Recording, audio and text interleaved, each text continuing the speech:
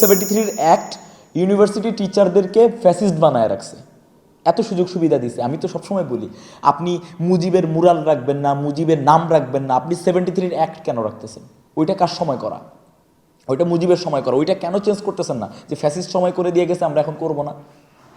তো ওনাদের যখনই সুযোগ সুবিধায় আঘাত লাগে, যখন প্রশ্নকোটার মতো ইস্যুতে আঘাত লাগে, দেখেন আমি এই ক্যাম্পাসে আমি থামবো কোথায় আমি জানি না, হয়তো বা কবরে যাওয়ার আগ পর্যন্ত থামবো না, তবে টিচারদের সাথে বারবার খারাপ ব্যবহার আমাকে কেন করতে হবে? আওয়ামীপন্থী শিক্ষকদের লিস্ট 1.5 বছরেও কেন করা হয় নাই? এখনও পর্যন্ত তাদের ব্যাপারে সিদ্ধান্ত কেন নেওয়া হয়নি?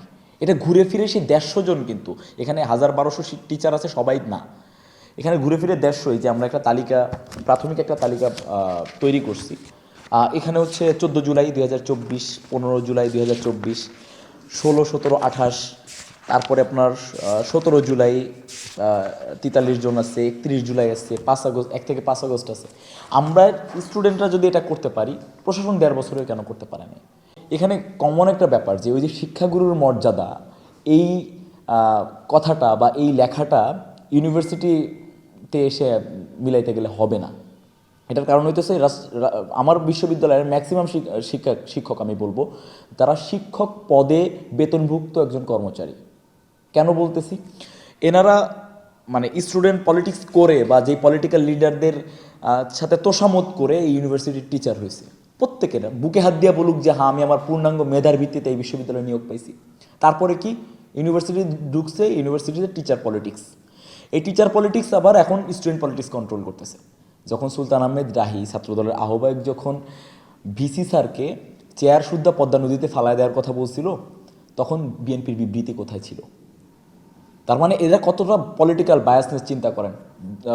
সালেহ হাসান নকিব স্যার একজন বিপ্লবী মানুষ, তাকে চেয়ার শুদ্ধা পদ্মা নদীতে ফালায় দিতে চাইছেন, আর আমি আওয়ামীপন্থী শিক্ষকদেরকে আমি মানে আলটিমেটাম দিলে আপনি খুব বেশি এটা মব হয়ে যাচ্ছে, এটা এই হয়ে যাচ্ছে, হয়ে যাচ্ছে।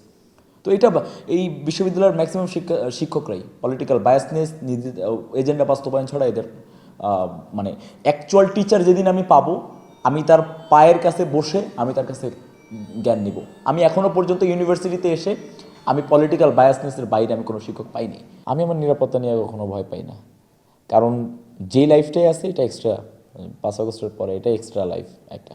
সো নিরাপত্তা নিয়ে ভাবার মতো কিছুই নাই। আর কারা হুমকি দিচ্ছে? তারা তো দেশের বাইরে থেকেই হুমকি দিচ্ছে।